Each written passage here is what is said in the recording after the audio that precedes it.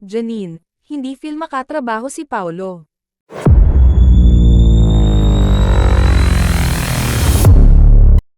Kung paniniwalaan ang source ng talent manager blogger na si OG Diaz ay ayaw na munang makatrabaho ni Janine Gutierrez si Paulo Avellino.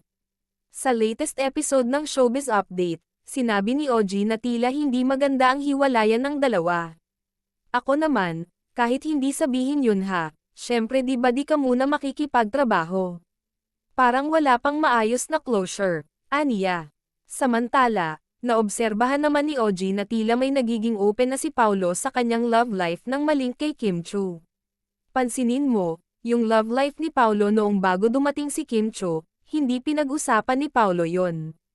Laging nanatiling pribado ang kanyang love life, punto ng talent manager. Pero ito, tingnan mo kay Kim Chu. Parang game na game siyang makipagharutan. Game na game siyang makipag-joke. Parang nag-iba na yung landscape ni Paulo, dagdag ni OG.